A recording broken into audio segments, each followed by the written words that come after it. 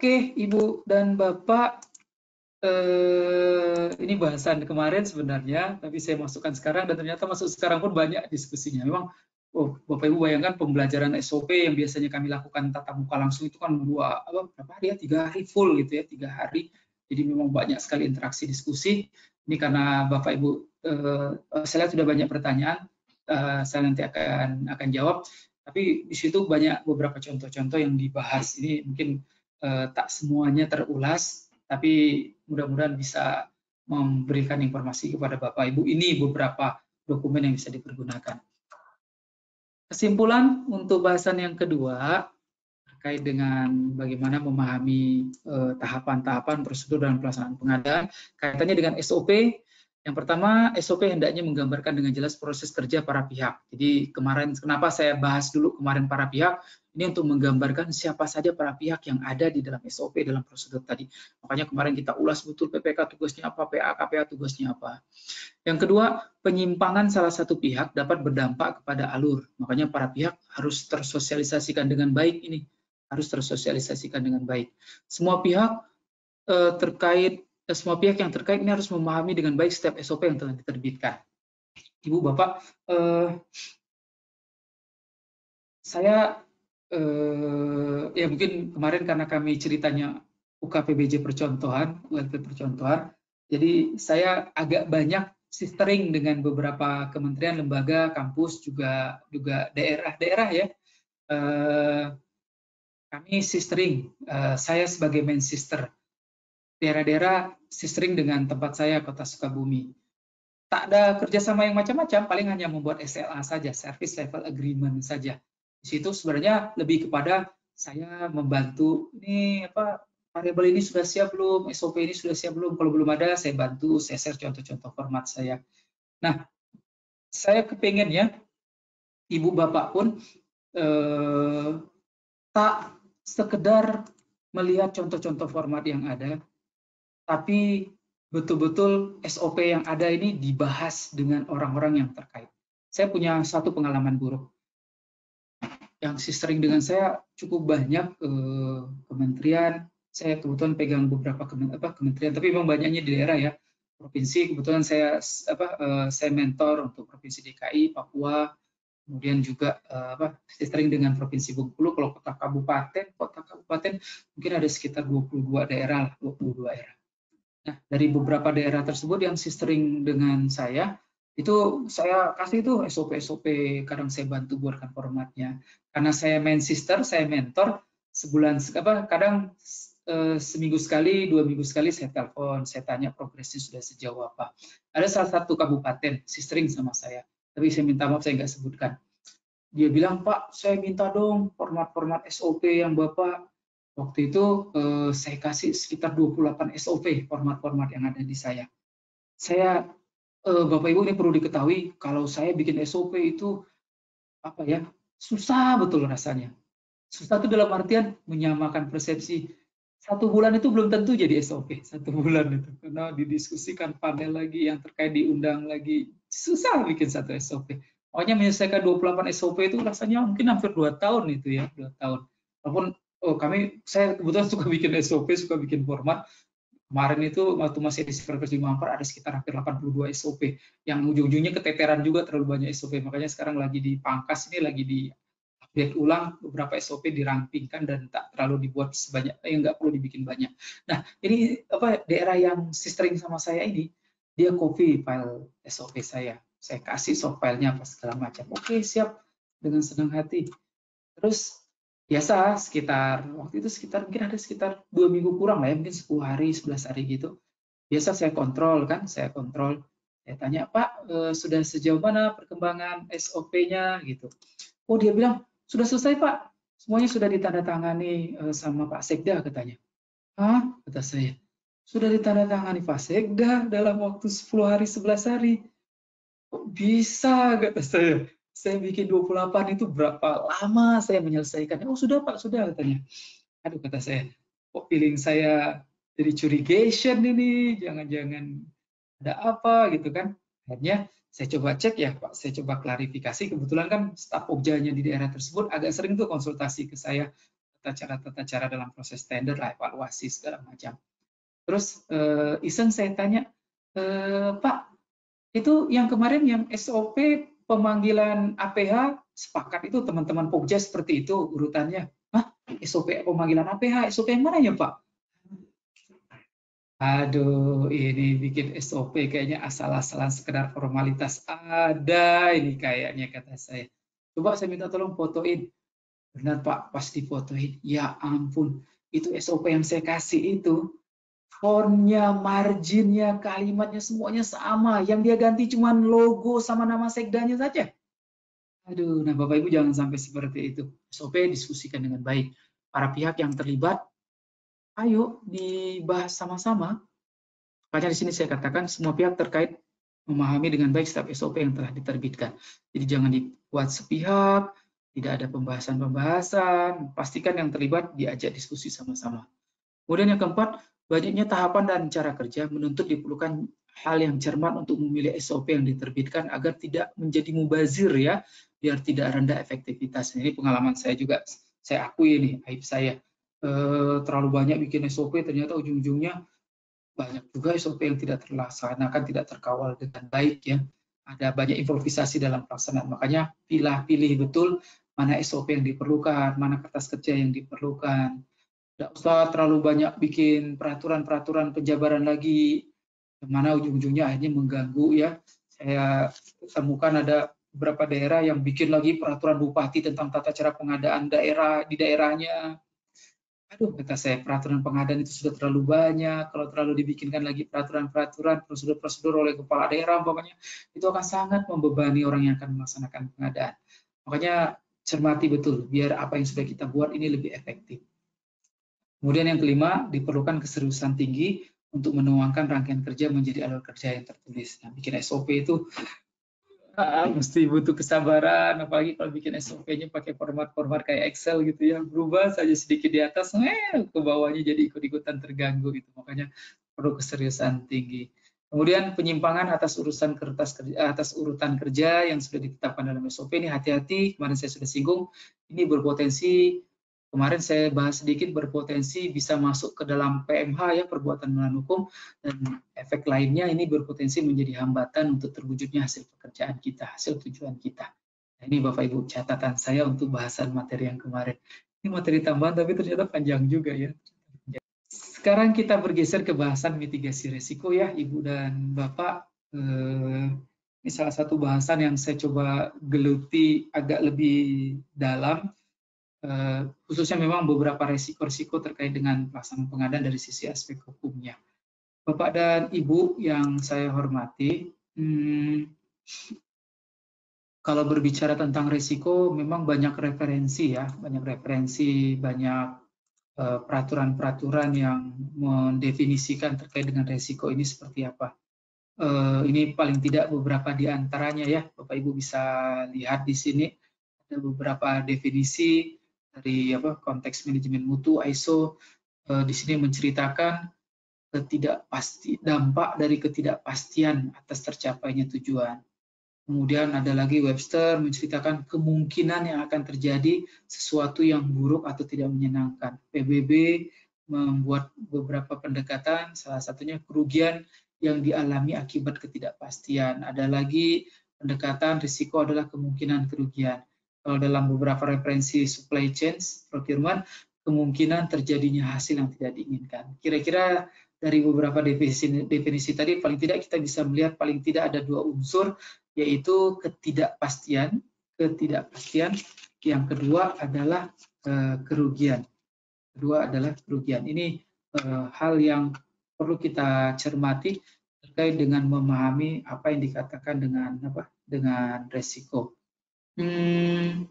Kalau kita melakukan manajemen risiko itu kan sebenarnya bagaimana ikhtiar-ikhtiar pencegahan.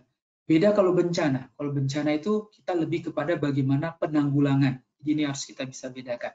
Kalau mengelola risiko itu bagaimana kita melakukan pencegahan untuk mencegah kerugian tadi ya.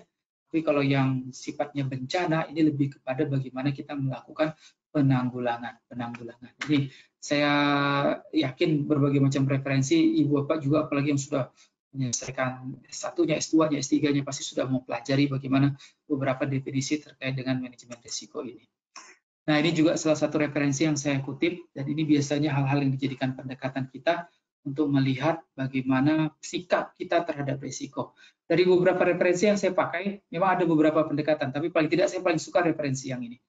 Menyikapi risiko, ini ada beberapa pendekatan. Bisa jadi yang pertama, risiko itu kita hindari.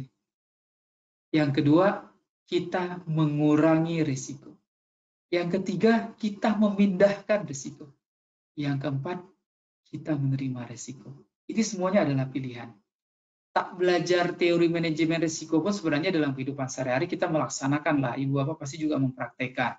Contoh, Bapak Ibu ke kantornya itu pakai sepeda motor. Kelihatan udah mendung luar biasa. Bapak Ibu punya tujuan, pengen ke kantor, tiba tepat waktu, selamat dan tidak basah. Ternyata ada potensi risiko nih, hujan di tengah jalan. Maka Bapak Ibu pasti akan melakukan pilihan-pilihan kan. Bisa jadi menghindari risiko. Dengan cara apa? Nggak ngantor.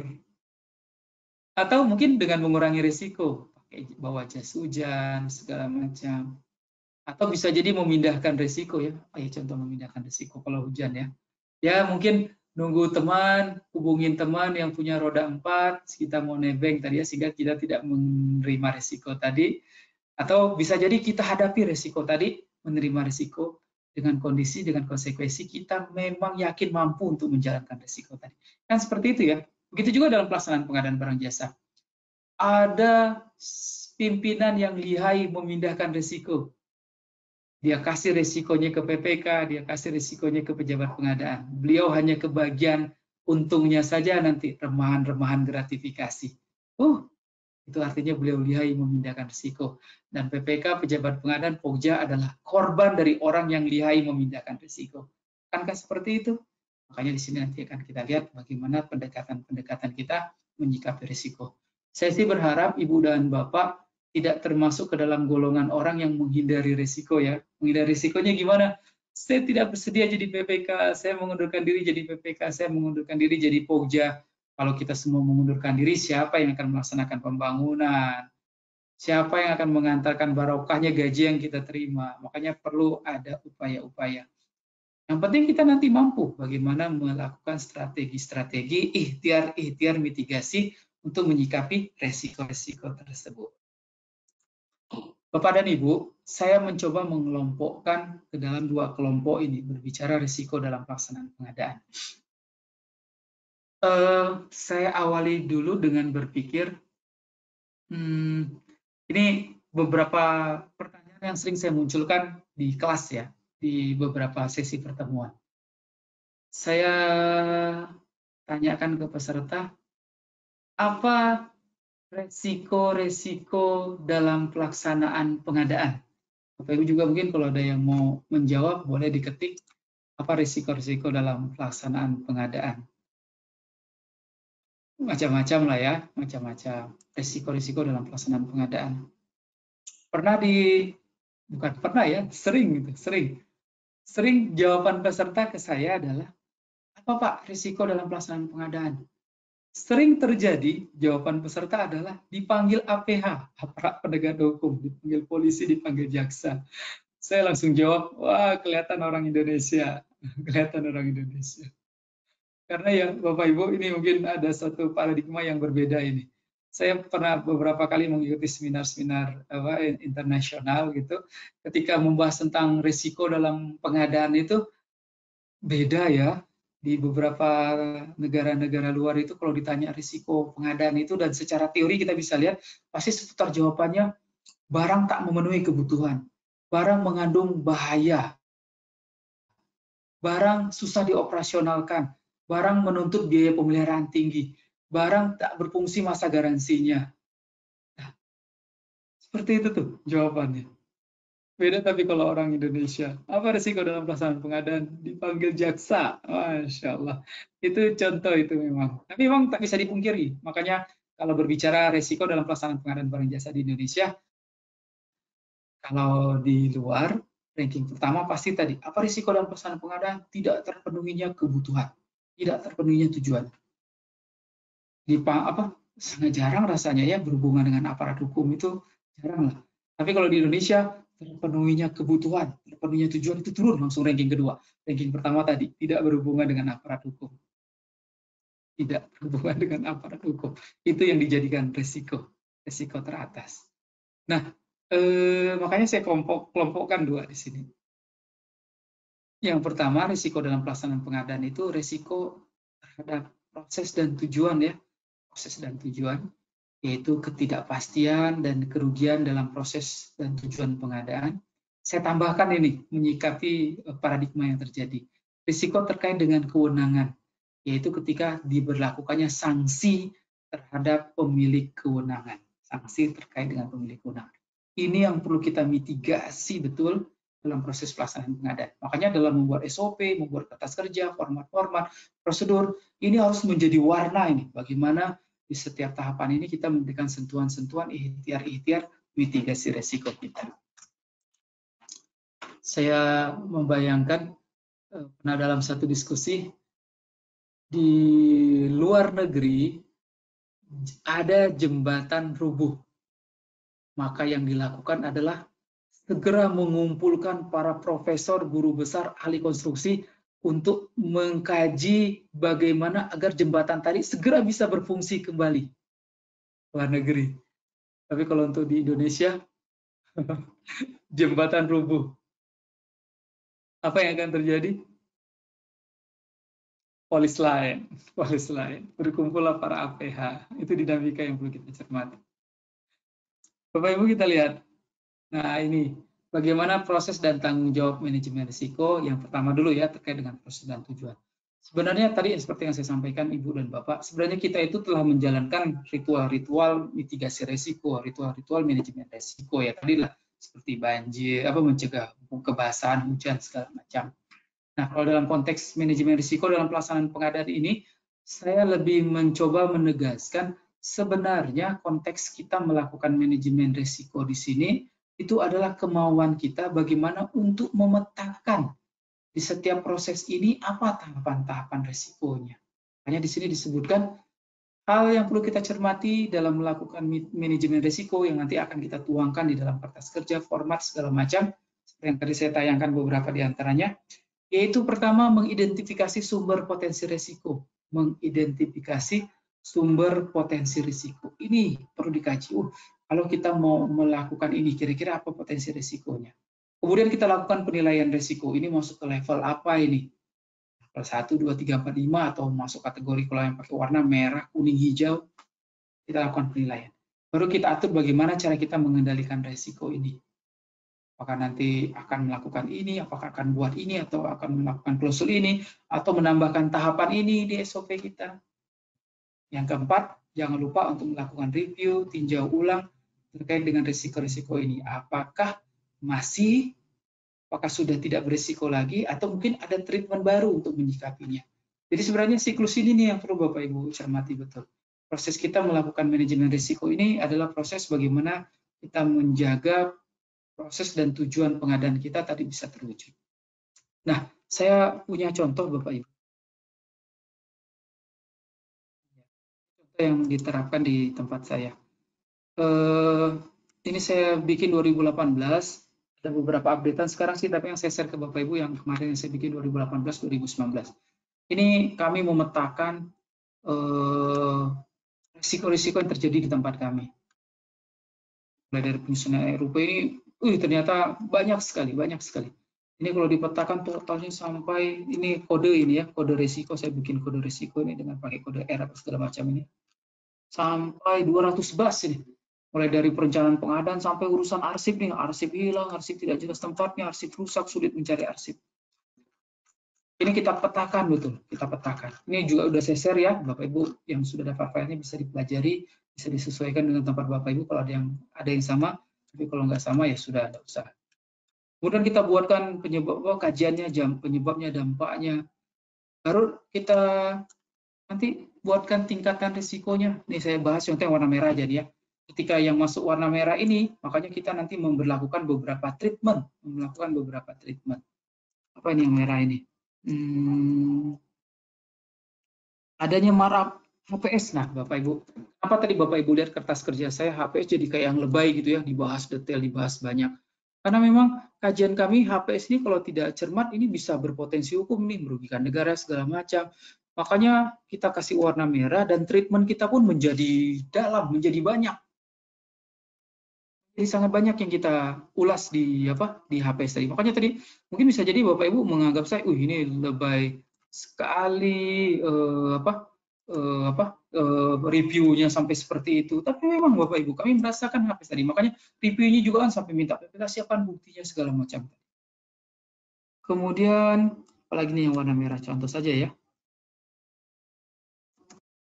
Spesifikasi mengarah kepada merek tertentu. Makanya tadi Bapak Ibu lihat ya, review spek, review spek kita berulang-ulang sampai beberapa kali untuk mencoba mengingatkan PPK jangan sampai PPK menambahkan persyaratan-persyaratan yang diskriminatif.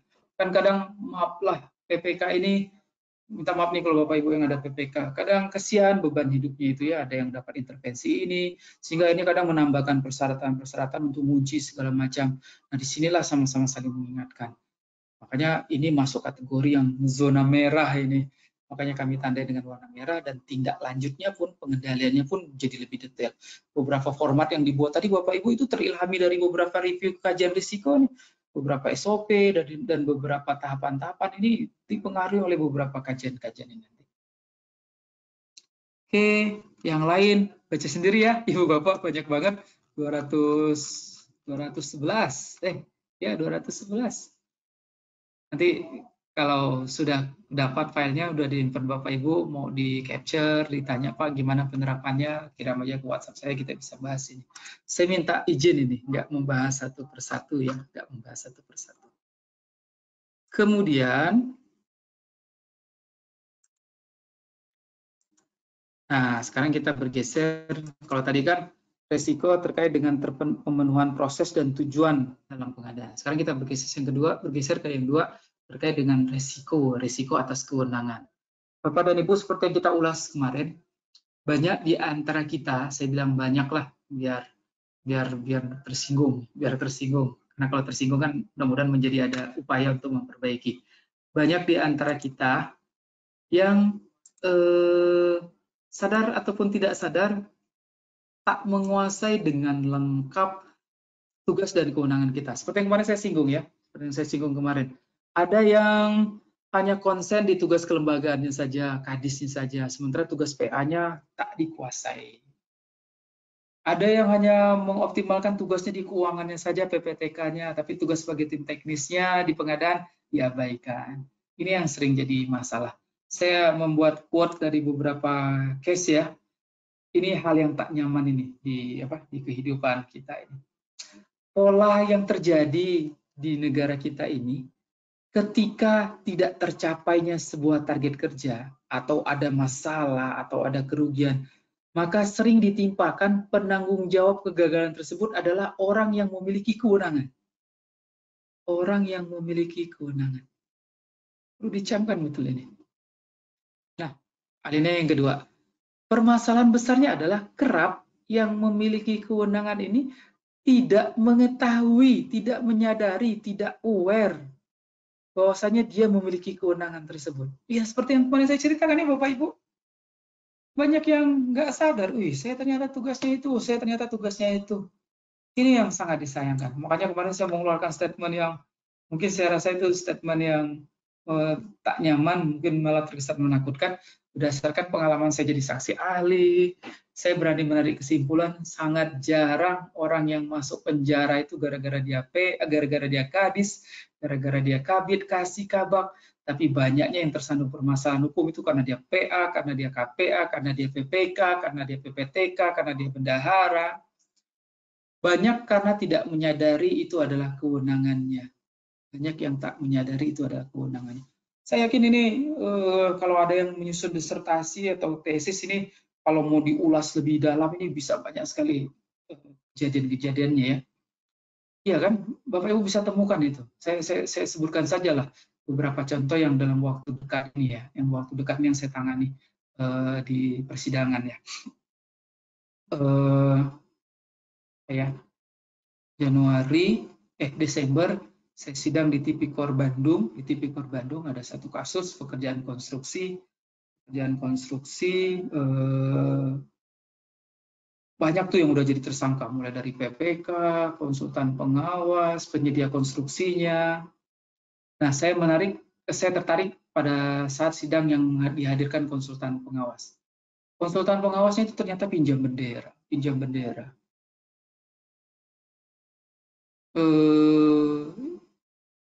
Tenaga ahli yang hadir di dalam dokumen penawaran dan tenaga ahli yang hadir di lapangan itu nggak nyambung. Tenaga ahli yang ada di dalam kontrak, dalam penawaran yang ada dalam SPK, imajiner, virtual, datang nggak dijemput, pulang nggak diantar. Nggak ada tenaga ahlinya. Perusahaan dipinjam. Yang dijadikan tersangka dulu oleh penyidik adalah yang punya perusahaan. Di persidangan beliau, wah Pak saya tidak tahu perusahaan saya dipakai akan seperti ini. Gitu.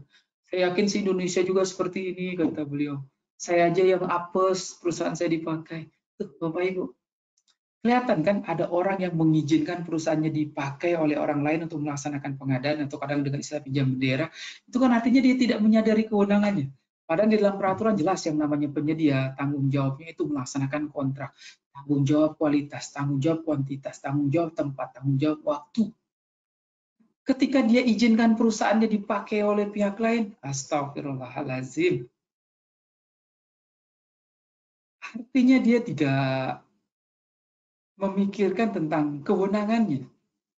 Makanya saya beberapa kali tandem menyampaikan materi dengan Pak Dr. Gazalba, Hakim Agung kita. Ada statement yang saya selalu dengarkan dari beliau. Beliau itu yang anti banget yang namanya pinjam bendera. Bahkan beberapa sesi beliau menyatakan hati-hati tuh Bapak Ibu yang pinjam bendera itu nanti bisa dipidanakan itu. Saya juga sempat bilang, Bapak Dok, pinjam bendera kan perdata, kenapa jadi pidana? Iya itu pinjam bendera itu menghilangkan tanggung jawab segala macam. Pokok akhirnya beliau ketemu itu hanya sampai kepada satu konklusi itu berpotensi menjadi pidana. Makanya Bapak Ibu hati-hati ini kalau umpama di sini ada Bapak Ibu PPK, ada Bapak Ibu penyedia, khususnya untuk penyedia lah ya. Saya ingatkan betul ini bahasa kasar saya ya, bahasa kasar saya. Bapak Ibu yang mengizinkan, apalagi untuk pekerjaan konstruksi, Bapak Ibu yang mengizinkan perusahaannya dipakai oleh orang lain untuk pekerjaan konstruksi, itu otaknya minimalis betul itu. Otaknya kecil sekali. Hanya mendapatkan keuntungan sesaat dipinjam perusahaannya, paling dapat berapa sih, 1%, 2%, 3%. Tak berpikirkah bahwasanya konstruksi itu ada tanggung jawab kegagalan bangunan 10 tahun. Amin amin auzubillah min zalik, tahun ke-9 gedung rubuh. Siapa coba yang dimintain pertanggungjawaban? Perusahaan yang punya apa yang dipinjam? Peraturan menggambarkan yang punya perusahaan.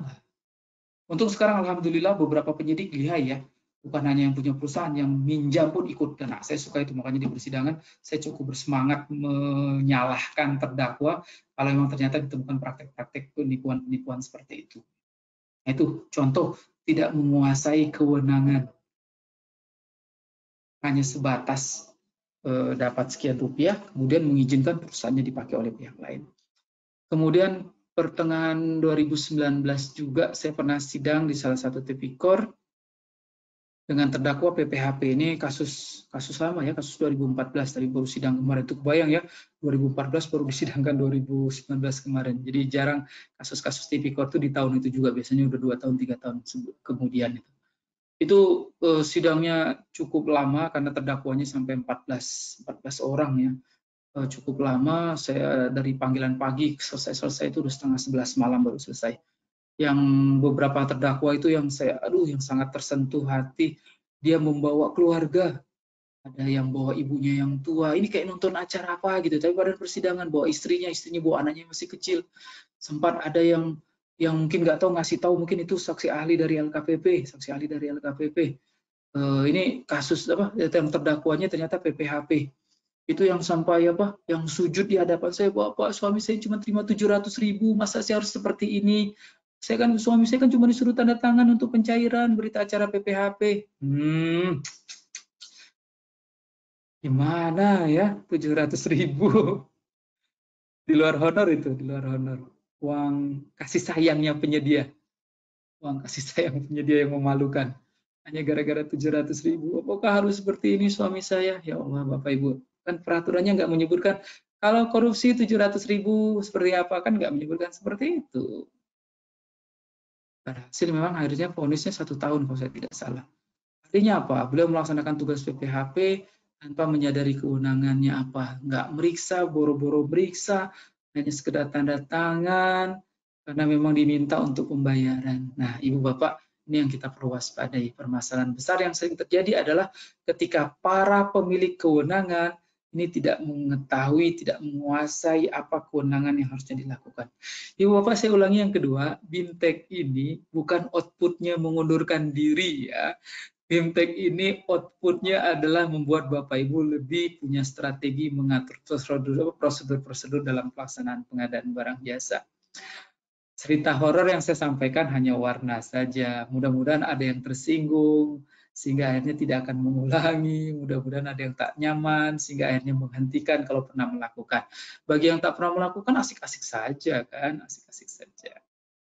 Oke, kemudian, nah Ibu dan Bapak yang saya hormati, ini cerita horor nih, full cerita horor. Saya boleh ya cerita horor? Biasanya kalau yang pelatihan yang tatap muka, saya pasti minta izin dulu sama peserta.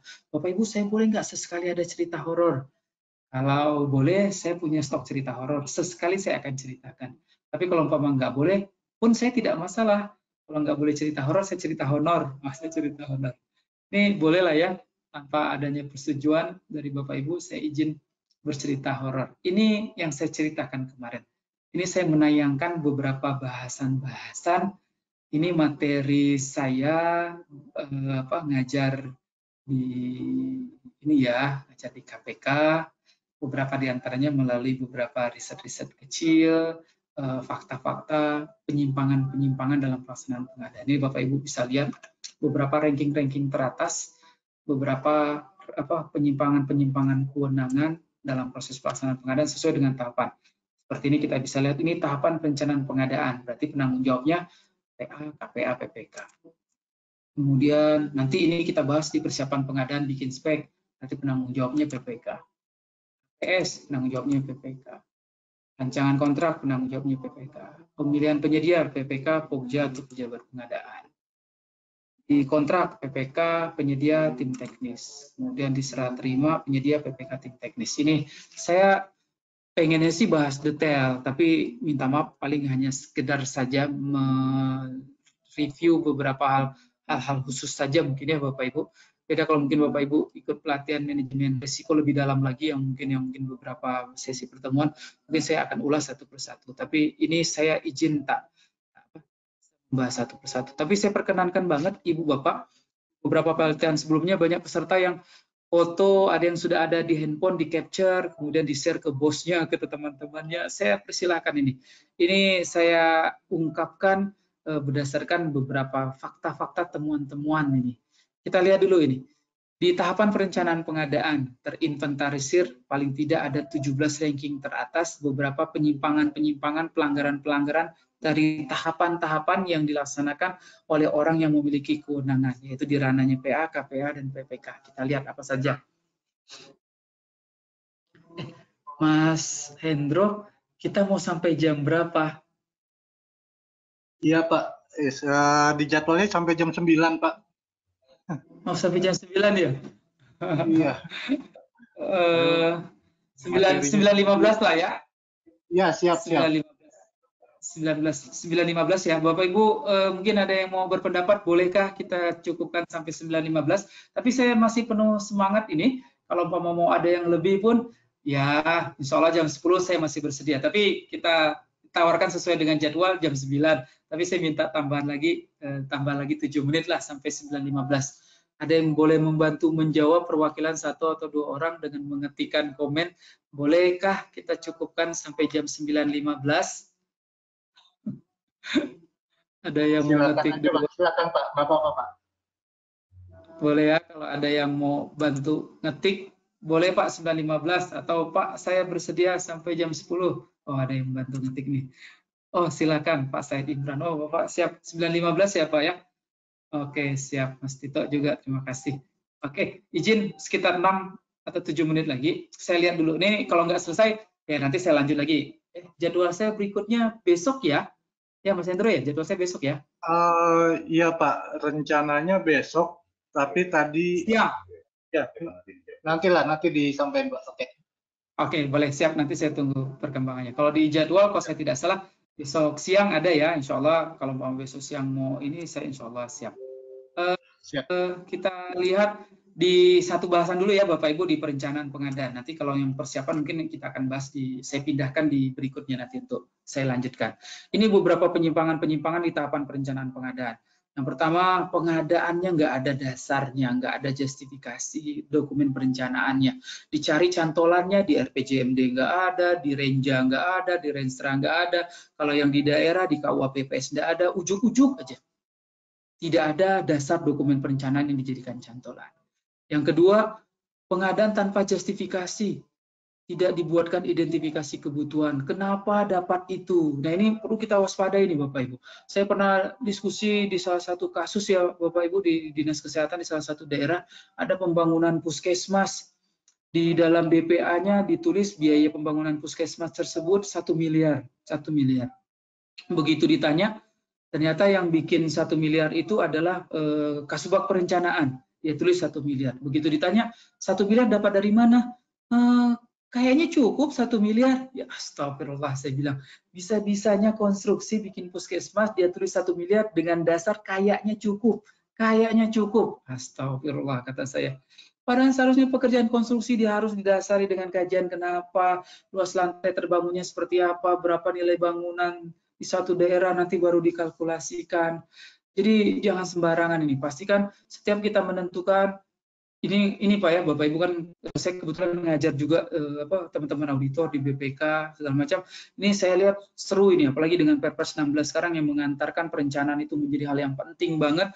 Maka sudah mulai nih ada audit-audit perencanaan. Nanti itu Bapak Ibu siap-siap mungkin akan ditanya yang merencanakan ini dapat ini dari mana? Kenapa makan minum tamu ini 400 juta? Dapatnya dari mana? Itu nanti harus bisa dijawab. Kenapa pengadaan komputernya harus 9 unit? Kenapa tidak 8 unit? 9 unit dapatnya dari mana? Itu harus bisa kita justifikasi itu. Kenapa komputernya 9 unit? Karena di Renstra kami kebutuhan komputernya itu 120 unit. Seluruh pejabat ada komputer di mejanya. Saat ini baru ada 11. Makanya kami mengusulkan 9 agar terpenuhi seluruh kebutuhan kami. Nah, seperti itu gitu. Jadi harus ada justifikasinya. Kenapa pengadaan makan minum ini nilainya 400 juta? Oh, bukan pakai perasaan tuh menulis makan minum 400 juta. Kita harus punya justifikasi. Kami punya data tren land 3 tahun terakhir. Ternyata setiap tahun itu ada kenaikan 8% jumlah tamu kami. Sehingga tahun depan itu kami perkirakan tamunya akan jumlahnya sekian. Berdasarkan standar harga, satu porsinya sekian. Makanya ketemulah 400 juta. Jadi ada justifikasi. Kenapa muncul seperti itu? Bukan pakai perasaan. Kemudian yang ketiga, kesalahan dalam menentukan jenis pengadaan. Ini tertukar nih antara barang apa konstruksi. Kemudian yang keempat, tidak menentukan cara pengadaan. Cara pengadaan itu ditentukan sejak perencanaan loh Bapak Ibu. Swakelola atau gunakan penyedia. Bukan udah jadi DIPA, udah jadi DPA, baru swakelola. Udah jadi DIPA, jadi DPA, baru tentukan pakai penyedia. Itu kesalahan itu. Pasti akan ada yang berpengaruh itu. Karena akan ada beda treatment-nya. Kemarin sudah kita singgung sedikit, nanti di sesi yang kelima juga kita akan ada kembali bahas bagaimana swakelola dalam perencanaannya. Kemudian yang kelima, intervensi negatif dalam penganggaran pengadaan. Ini saya harus akui yang nomor 5 ini sangat terilhami munculnya ini dari beberapa case-case yang adanya intervensi-intervensi seperti contoh kayak intervensi dari teman-teman dari unsur-unsur legislatif ya, seperti kayak kasus IKTP, kemudian beberapa kasus yang kemarin sempat muncul yang dijadikan contoh. Ini Bapak Ibu kalimat satu persatu ini ada dasar kisah-kisahnya sebenarnya itu. Seperti contoh kayak di beberapa daerah intervensi pokok pikiran anggota DPRD. Nah, itu juga menjadi klausul sampai muncul poin nomor 5 ini. Jadi tidak ada dasarnya tapi ada kekuatan intervensi dalam proses penganggarannya. Yang keenam, penganggaran tanpa adanya perhitungan kebutuhan yang tepat. Nah, nyambung dengan poin nomor 2. Yang ketujuh, spek tidak dibuat sejak perencanaan. Ini perhatikan betul Bapak Ibu Perpres 16 2018. Dulu sih memang kebiasaan PPK bikin spek itu udah mau tender, udah mau pengadaan langsung. Tapi di Perpres 16 2018 tidak loh. Spek itu bagian dari proses perencanaan pengadaan. Artinya sejak nyusun RKA, sejak nyusun RKHKL, spek itu sudah diulas, spek itu sudah disiapkan. Kalau udah mau tender itu tinggal penetapan spek. Spek itu sudah disusun sejak perencanaan pengadaan. Makanya kalau kita lihat DED dibuat 1 tahun sebelumnya, bukan di tahun bersamaan. Jadi sudah disusun sejak perencanaan. Yang ke-8, nah ini termasuk yang sering terjadi ini, pemecahan paket menghindari tender. Bapak Ibu hati-hati, memecah paket menghindari tender ini termasuk yang, ini di sini di poin nomor 8, tapi case-nya termasuk yang lumayan banyak itu. Masih banyak kebiasaan-kebiasaan PA itu memecah-mecah paket menghindari tender. Bentuknya macam-macam ya, ada yang sengaja dibuat tidak menyentuh 200 juta, ada yang sengaja setahun itu sebenarnya 200 juta tapi diketeng setiap bulan belanja-belanjanya. Hati-hati. Bahasa yang sering saya munculkan di persidangan, dan ini sering muncul juga menjadi komentar-komentarnya teman-teman APH, pemecahan paket menghindari tender itu adalah kesalahan administrasi. Tapi sering sekali pemecahan paket menghindari tender itu menjadi pintu awal ditemukan kejahatan-kejahatan pengadaan. Lihat saja pengadaan langsung yang dipecah-pecah nggak tender. Saya temukan di kasus-kasus yang saya jadi saksi ahli, apa yang sering terjadi? Pinjam bendera, proses pengadaan langsungnya rekayasa, pejabat pengadaan cuma tanda tangan, proses-proses masukan penawaran hanya tipu-tipu, berita acara negosiasi rekayasa, itu yang banyak terjadi. Makanya tadi kalimat saya, pemecahan paket menghindari tender itu hanya kesalahan administrasi, tapi sering menjadi pintu awal ditemukan kejahatan-kejahatan dalam pelaksanaan pengadaan. Jadi hati-hati betul. Hati-hati betul. Sering yang nakal mecah paket ini vulgar dan jorok lagi nakalnya ya. Bapak Ibu bisa lihat, kalau buka sirup itu, kita bisa temukan, wih pengadaan ini 200 juta, 200 juta, 200 juta. Bapak Ibu yang punya DIPA DPA, kalau di dalam DIPA DPA-nya ada angka 200 juta, terserah Bapak Ibu berkelit mau pakai alasan apapun juga, pasti saya tuduh Bapak Ibu memecah paket menghindari tender. Udah tahu di Indonesia ini pengadaan langsung sampai dengan 200 juta, bisa-bisanya paket dibikin 200 juta.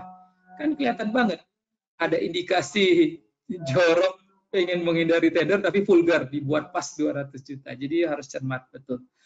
Kalau lagi pertemuan langsung sih, saya biasanya agak ulas dalam ini ya, dengan beberapa contoh-contoh kasus di persidangan. Tapi ya ini cuma gambaran sekilasnya saja. Yang ke-9, perhitungan waktu tidak cermat. Yang ke-10, nah ini yang sudah saya singgung kemarin, mengangkat pelaku pengadaan yang tidak memenuhi persyaratan dan tidak tepat waktu. Ini kaitannya dengan nomor 11 juga. Aparatur yang diangkat tidak hadir sejak perencanaan. Kemarin saya ulas ya, banyak ditemukan PPK itu diangkat Januari, DIPA DPA sudah ada. Padahal dia punya tanggung jawab membuat perencanaan. Artinya, kemarin saya sudah singgung, idealnya PPK itu sudah hadir sejak Juni-Juli pada saat penyusunan RKA-RKKL. Sehingga dia terlibat dari sejak perencanaan. 12, tidak memperhitungkan kebutuhan kerja aparatur. PPK diangkat tapi kebutuhan honor tim teknisnya tidak ada, kebutuhan ininya tidak ada. Kasihan betul, ini juga termasuk penyimpangan yang sering terjadi. 13, intervensi vendor sejak perencanaan. Ini nomor 13 ini case-nya kalau tidak salah banyak berdasarkan fakta kasus alat kedokteran, alat kesehatan. Jadi banyak vendor-vendor itu sudah PDKT sejak perencanaan. Jadi intervensinya dengan iming-iming gratifikasi. Ada yang user dijanjiin umroh lah, astagfirullahaladzim, saya nggak kebayang itu kalau ada yang berangkat umroh dari uang gratifikasi, astagfirullah. Itu pada saat di depan Ka'bah mungkin dia nangis terseduh-seduh, itu apa ya, perasaan malaikat mungkin ya, malaikat tuh gimana, ini siapa yang mau nyatat nih. Maaf bercanda. Uang gratifikasi dipakai umroh, coba, astagfirullahaladzim. Kemudian yang ke-14, di kegiatan swaklo tipe 2, tipe 3, tipe 4 ini tidak diawali dengan nota kesepahaman terlebih dahulu. Nanti kita bahas di pertemuan yang kelima ya. 15, risalah pembahasan perencanaan pengadaan tidak terdokumentasikan, nggak ada kertas kerja. Makanya Bapak Ibu tadi saya ada contoh tadi ya, kertas kerja perencanaan, mudah-mudahan bisa membantu mendokumentasikan perencanaan pengadaan yang Bapak Ibu lakukan. 16, pihak-pihak yang menyusun dan menetapkan perencanaan pengadaan ini tidak memahami dokumen yang ditetapkan. PH kadang menteken aja tanpa dia tahu sebenarnya apa yang harus dia pelajari. Yang ke-17 terakhir tidak mengumumkan RUP. Masih ada loh Bapak Ibu yang tidak mengumumkan RUP. Udah mau tender baru mengumumkan. Pengadaan langsung nggak ada di RUP. Padahal seluruh belanja langsung kita itu harusnya kita umumkan di dalam RUP. Ibu Bapak, jam ya lewat 3 menit. Mungkin itu dulu Ibu dan Bapak. Untuk slide berikutnya saya izin lanjutkan di sesi berikutnya. Kapan sesi selanjutnya nanti kita nunggu pengumuman dari Mas Hendro. Oke, seperti itu. Siap. Mungkin Oke, dari saya cukup demikian. Selamat menjalankan ibadah puasanya. Mohon maaf jika ada kekurangan dari kami sebagai penyelenggara. Wabillahi taufiq wal hidayah. Wassalamualaikum warahmatullahi wabarakatuh. Waalaikumsalam warahmatullahi wabarakatuh. Terima kasih Bapak Ibu, hatur nuhun, terima kasih.